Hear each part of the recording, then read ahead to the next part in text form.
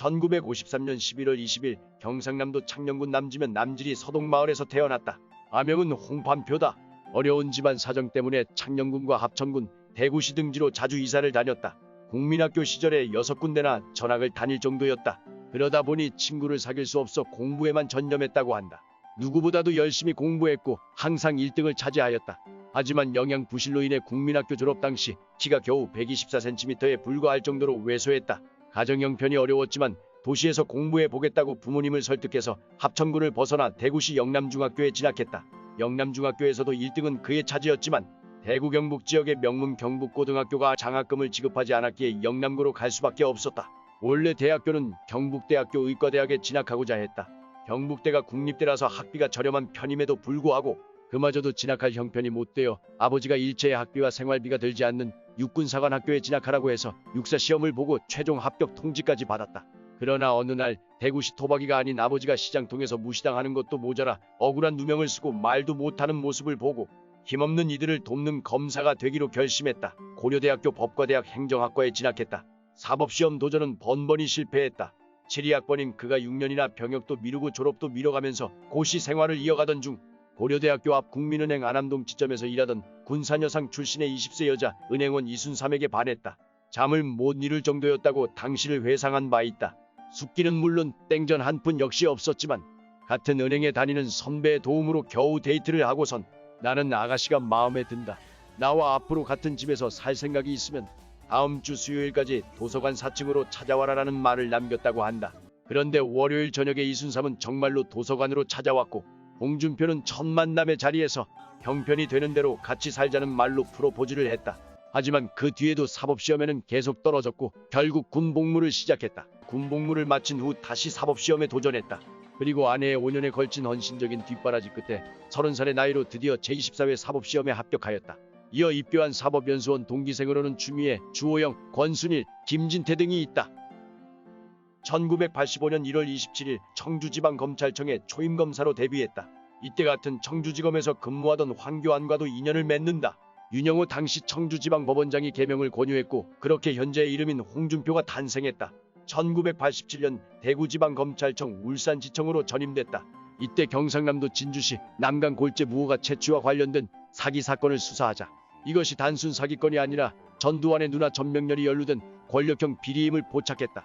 홍준표는 전명렬을 조사하기 위해 소환하려 했으나 안기부 경남 분실장이 만류한 데 이어 자신의 사수마저 제지해 포기했다. 1988년 노태우 정부 출범 후 서울지방검찰청 남부지청 특수부 검사로 부임했다. 이때 검거 실적도 꽤 높았던 것은 물론 본부 독재 시절에도 권력 비리까지 연이어 건드리는 등 그야말로 열과 성을 다했다.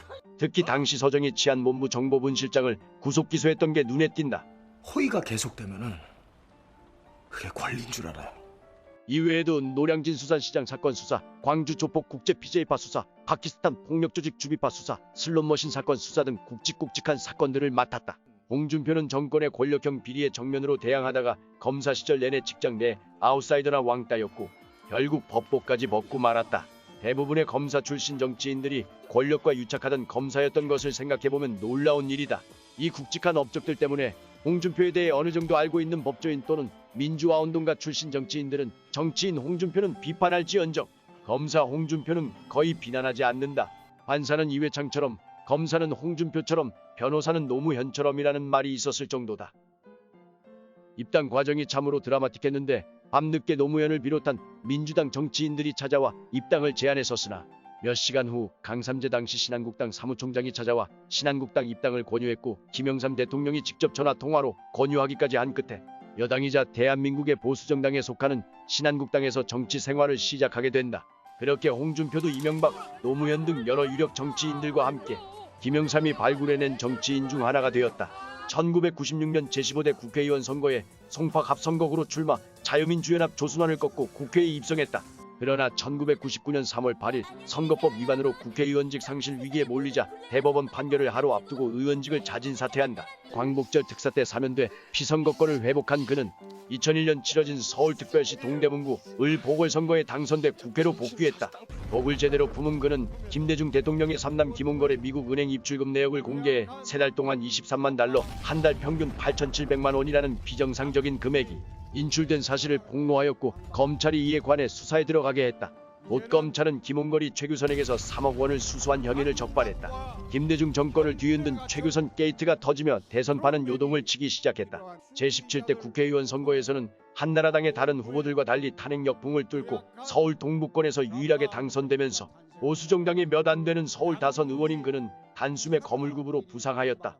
2007년 제17대 대통령 선거 한나라당 경선에 출마하였으나 사위로 고배를 마시고 이명박을 지지하면서 범친이계가 되었다.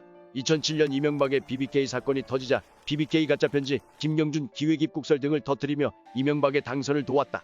2008년 이명박 정부가 출범한 직후 열린 제18대 국회의원 선거에서 당선되어 사선 의원이 되었고 한나라당 원내대표로 추대되어 이명박 정부 초기에 이루어진 민생경제 법안들의 입법을 주도하였다. 동시에 국회 운영위원장직도 겸임했다. 2011년 7월에는 한나라당 대표 경선에 나섰는데 개파 없이 당 대표에 선출되는 기염을 토했다. 2012년에는 경남지사 보궐선거에 출마했다. 거기서 야권의 권영길을 누르고 당선됐다. 2016년 말부터 그의 대선 후보 가능성이 언급되기 시작했다.